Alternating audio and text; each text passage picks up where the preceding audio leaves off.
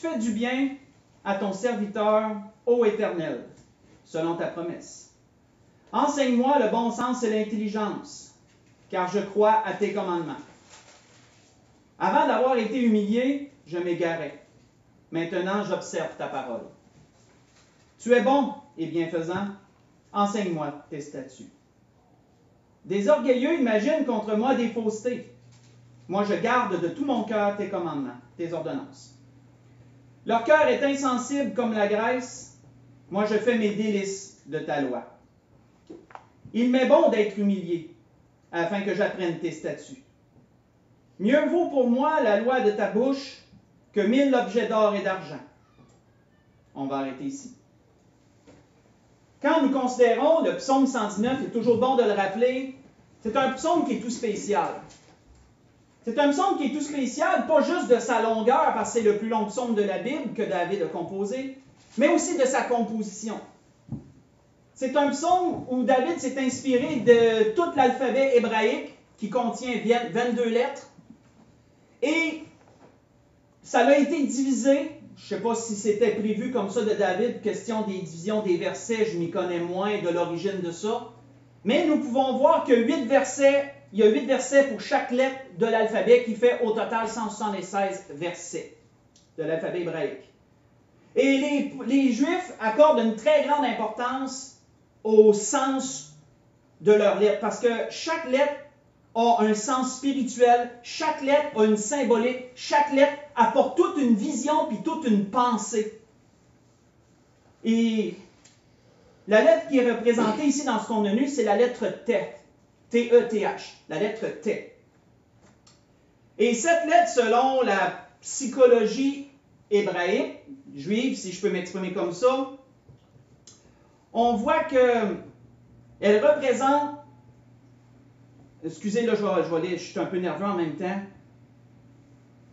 représente le changement d'état, elle représente l'introspection, elle représente la quête spirituelle. Le désir de rechercher Dieu, c'est ce que cette lettre symbolise, la lettre T. C'est pas pour rien que quand on scrute ce qu'on vient de lire, on peut voir des paroles de David telles que « Enseigne-moi le bon sens et l'intelligence ». On voit que ça va dans le sens-là.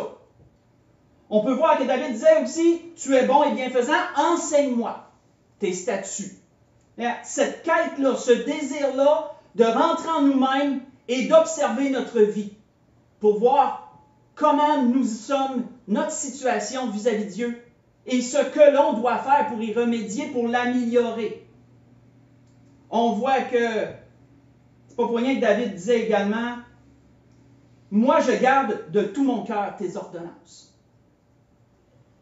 Cette lettre symbolise ce que je viens de vous mentionner, mais également, elle représente le développement personnel. Elle représente la transformation intérieure.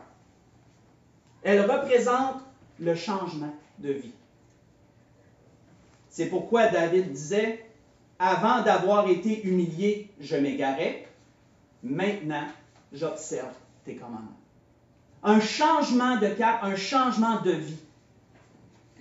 « Il m'est bon d'être humilié, disait-il ailleurs, afin que j'apprenne tes statuts. » Mais dans ces versets qu'on a lus, David mentionne aussi ce qui pouvait empêcher certains d'atteindre cet état. Ce qui pouvait empêcher certaines personnes d'accéder à cette transformation, à ce désir d'être enseigné de Dieu plus profondément et de suivre sa volonté, ses commandements, ses ordonnances. Il disait, leur cœur est insensible comme la graisse. Leur cœur est insensible comme la graisse. Et cet état les empêchait d'accéder à cette transformation, à ce désir de faire la volonté de Dieu et d'aller plus dans l'enseignement de ses voies, de ses ordonnances. On voit que par définition, David a associé l'insensibilité à la graisse, puis on le sait, dans la graisse, c'est parce qu'il n'y a pas de nerfs. Dans la graisse, il n'y a pas de muscles, Dans la Grèce, il n'y a rien qui peut procurer une sensation quelconque. L'Esprit veut nous faire cheminer dans cette pensée ce matin. Et nous allons y voir beaucoup de choses. Tournons dans Ésaïe chapitre 6 pour continuer. Ésaïe chapitre 6.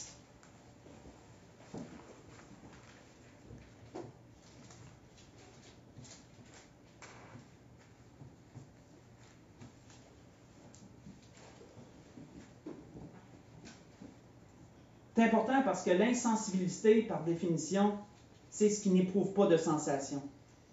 Ce qui n'éprouve pas les sentiments qui sont attendus, qui est impassible, selon le dictionnaire. On va voir un homme du nom d'Ésaïe qui a une révélation, grande révélation de Dieu. Chapitre 6, Ésaïe, chapitre 6, partir du verset 1.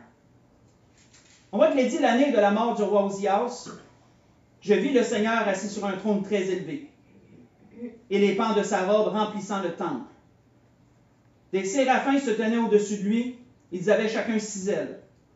2 dont ils se couvraient la face, 2 dont ils se couvraient les pieds, et 2 dont ils se servaient pour voler. Ils criaient l'un à l'autre et disaient, « Saint, Saint, Saint est l'Éternel des armées. Toute la terre est pleine de sa gloire. » Les portes furent ébranlées dans leur fondement par la voix qui retentissait, et la maison se remplit de fumée. Alors je dis, malheur à moi, c'est Isaïe qui parle. Je dis, malheur à moi, je suis perdu, car je suis un homme dont les lèvres sont impures. J'habite au milieu d'un peuple dont les lèvres sont impures. Et mes yeux ont vu le roi, l'Éternel des armées. Mais l'un des séraphins vola vers moi, tenant à la main une pierre ardente, qu'il avait prise sur l'autel avec des pincettes. Il en toucha ma bouche, et dit, ceci a touché tes lèvres, ton iniquité est enlevée, ton péché est expié. Ensuite, il est dit, j'entendis la voix du Seigneur disant, qui enverrai-je et qui marchera pour nous? Je répondis, et c'est encore Ésaïe qui parle, me voici, envoie-moi. Il dit alors, va et dis à ce peuple, vous entendrez et vous ne comprendrez point. Vous verrez et vous ne saisirez point. Rends insensible le cœur de ce peuple, endurcis ses oreilles et bouche-lui les yeux, pour qu'il ne voie point de ses yeux, qu'il n'entende point de ses oreilles, ne comprenne point de son cœur, ne se convertisse point et ne soit point guéri. On va arrêter ici. Voyons ici une grande vision qu'Ésaïe a eue et la gloire qui s'en est suivie. Il a vu la gloire de Dieu. Et on voit qu'il a reçu une révélation de Dieu par la suite, parce qu'il était désireux de marcher pour le Seigneur et d'accomplir sa volonté.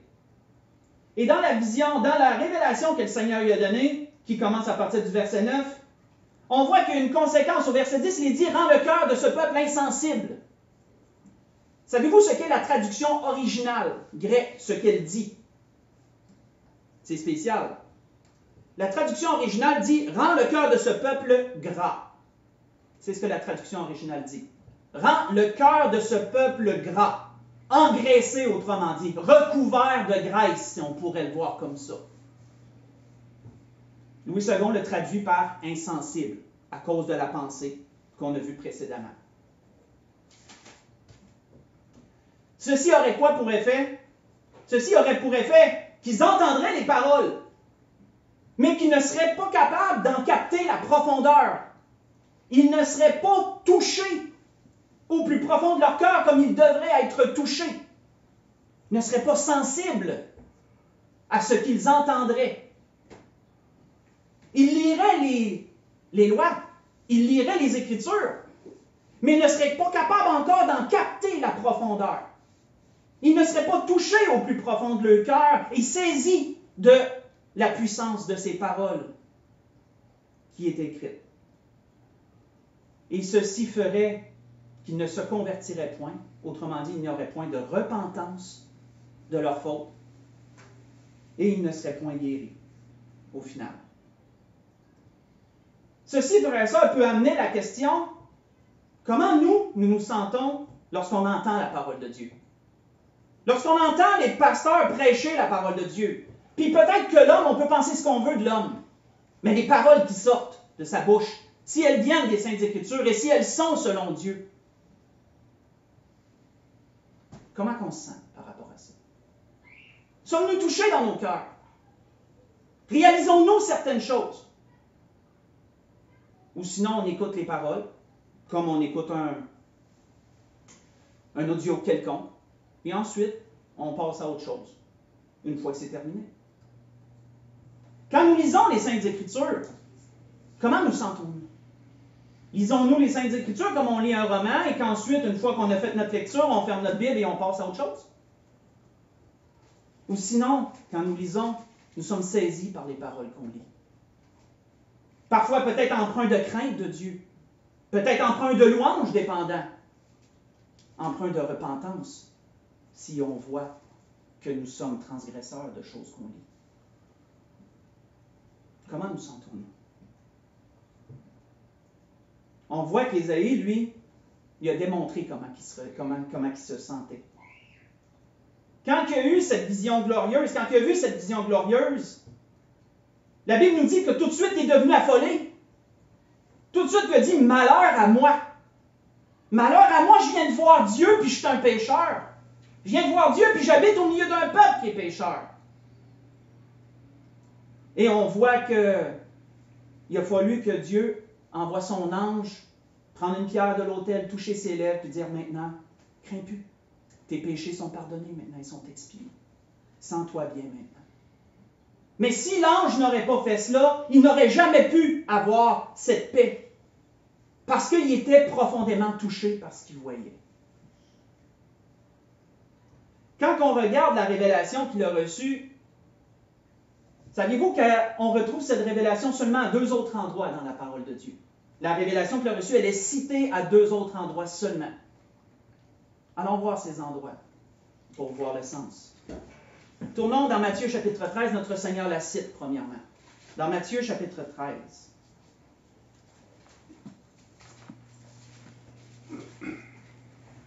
Matthieu chapitre 13.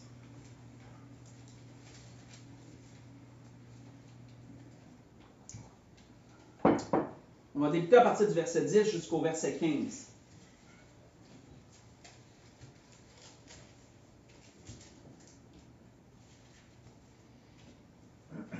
Matthieu chapitre 13, débutant au verset 10 jusqu'au verset 15.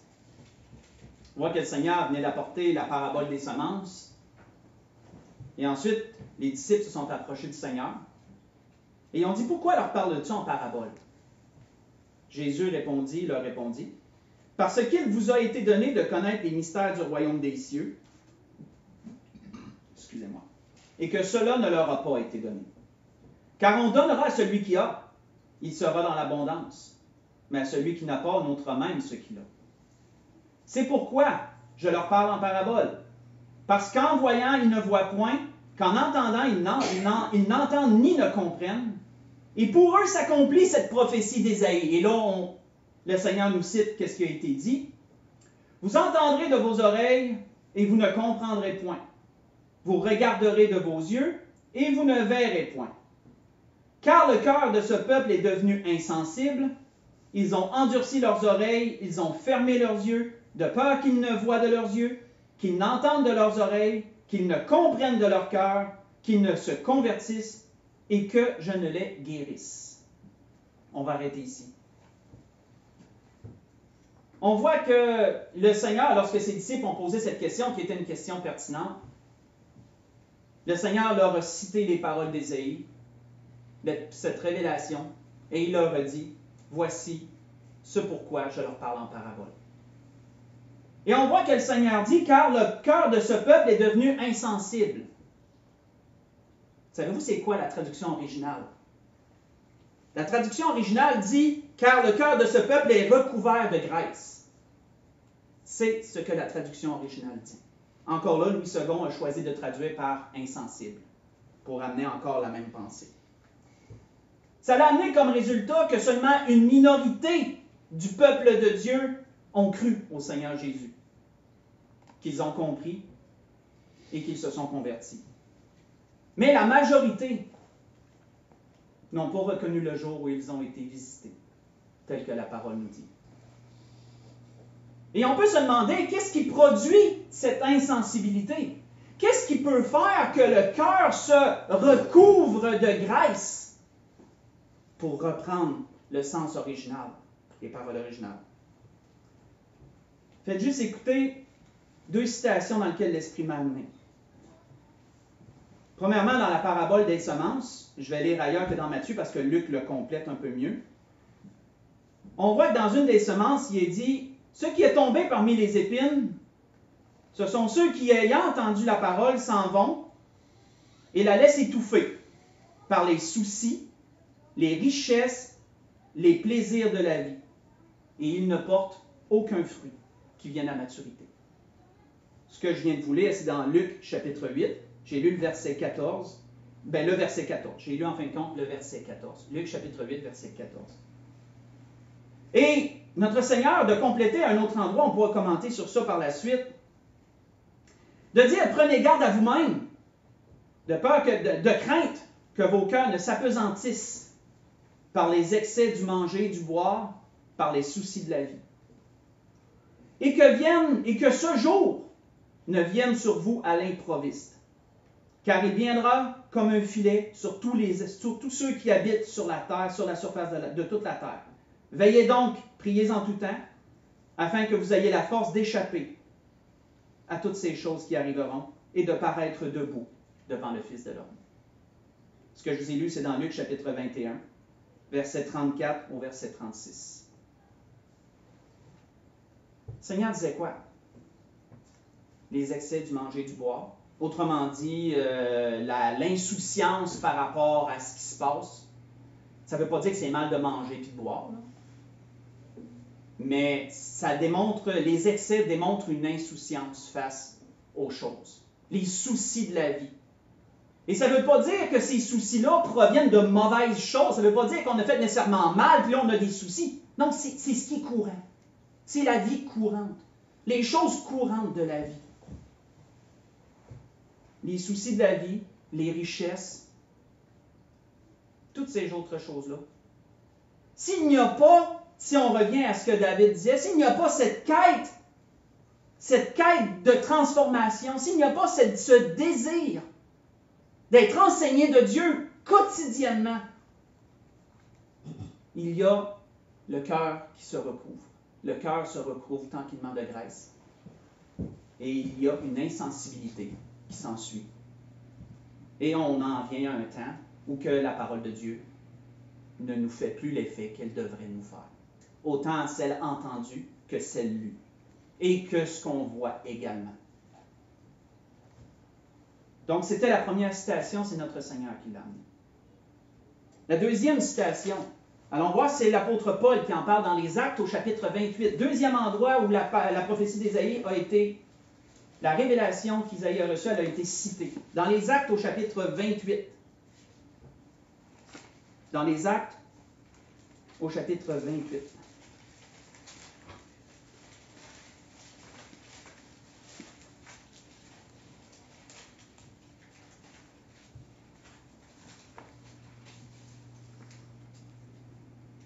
Actes au chapitre 28, on va lire à partir du verset 23 jusqu'au verset 29. Et pour vous mettre dans le contexte, l'apôtre Paul était rendu à Rome, et comme à son habitude, il a tôt fait d'aller dans la synagogue et d'essayer de parler aux siens à propos du Seigneur Jésus. Et on voit que ces Juifs ont été curieux d'entendre. Ils avaient entendu des choses, mais c'était lointain. Ils avaient entendu des bribes, ils n'étaient pas sûrs de ce qu'ils entendaient, mais maintenant, il y avait la personne en face pour leur parler. Et on voit qu'il nous est dit à partir du verset 23, ils lui fixèrent un jour, et plusieurs vinrent le trouver dans son logis. Il leur annonça le royaume de Dieu en rendant témoignage et en cherchant par la loi de Moïse et par les prophètes à les persuader en ce qui concerne Jésus. Ça a dû être assez intense. Ça a dû être assez intense. L'apôtre Paul avait un exemplaire de la loi ou sinon il la citait de mémoire. Je ne pourrais pas dire. Mais il allait chercher par les écrits de la loi, par les écrits des prophètes, tout ce qui ressortait, tout ce qui concernait Jésus, le ressortait et leur mettait devant eux pour démontrer que Jésus a accompli toutes ces choses. C'est lui que vous attendiez, qu'on attendait. C'est lui le sauveur, c'est lui le roi. Et on voit que la Bible nous dit que, ce qui est écrit ici nous dit que l'entretien dura depuis le matin jusqu'au soir. Donc ça n'a pas pris juste 1 heure, ça a été toute une journée de temps. Les uns furent persuadés par ce qu'il disait, mais les autres ne crurent point. Et comme ils se retiraient en désaccord, Paul n'ajouta que ces mots. C'est avec raison que le Saint-Esprit, parlant à vos pères et par le prophète Ésaïe, a dit, « Va vers ce peuple et dit, vous entendrez de vos oreilles, vous ne comprendrez point. Vous regarderez de vos yeux, vous ne verrez point. Car le cœur de ce peuple est devenu insensible. Ils ont endurci leurs oreilles, ils ont fermé leurs yeux, de peur qu'ils ne voient de leurs yeux, qu'ils n'entendent de leurs oreilles, qu'ils ne comprennent de leur cœur, qu'ils ne se convertissent et que je ne les guérisse. Sachez donc que ce salut de Dieu a été envoyé aux païens et ils l'écouteront. » On va arrêter là. Encore là, frères et sœurs, quand l'apôtre Paul cite les paroles d'Ésaïe et qu'il est dit « Car le cœur de ce peuple est devenu insensible », reportez-vous à la traduction originale parce que c'est encore la même chose qui est écrit ici. Traduction originale qui dit « Car le cœur de ce peuple est recouvert de graisse ». C'est encore la traduction originale. Les Juifs étaient persuadés que la vie éternelle se trouvait dans les Écritures, que les Écritures renfermaient la vie éternelle. Vous voyez ça dans Jean 5, verset 39, le Seigneur leur reproche là. Ils se faisaient une gloire d'avoir les Écritures. Ils se faisaient une gloire de se sentir comme s'ils étaient, à travers ça, la référence à suivre. Parce qu'ils connaissaient la loi. Vous voyez ça dans Romains 2, versets 17 à 20. C'est mentionné. Mais cet état d'autosatisfaction, cet état de penser d'avoir tout déjà, a fait quoi? Ça le fait que ça les a rendus insensibles. Ça en a rendu plusieurs insensibles. Aux arguments et aux preuves que l'apôtre Paul pourtant amenait avec ces Écritures-là en question. Qu'arrive-t-il donc, frères et sœurs, lorsque nous croyons avoir atteint un état où nous manquons plus de rien? Quand on pense avoir atteint un état de satisfaction pour dire que tout va bien, on a tout, on est correct, qu'est-ce qui arrive quand on est rendu là? Le Seigneur nous le dit à un endroit, faites juste écouter.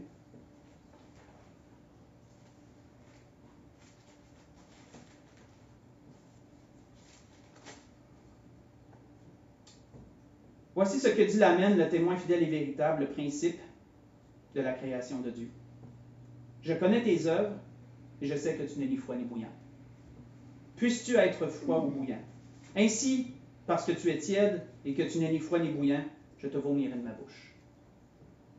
Parce que tu dis, je suis riche, je me suis enrichi, je n'ai besoin de rien. Et parce que tu ne sais pas que tu es malheureux, misérable, pauvre, aveugle et nu.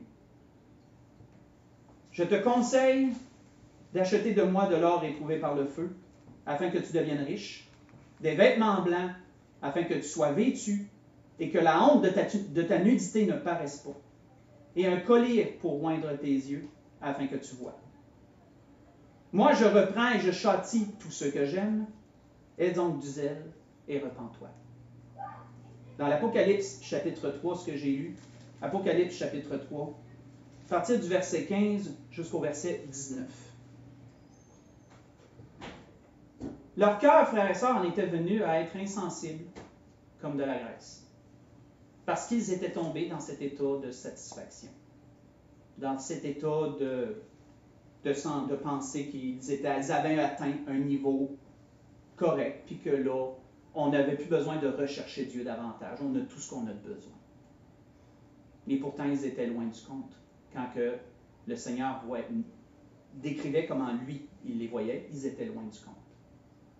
Et ils avaient tout un cheminement à faire et une grande repentance à avoir.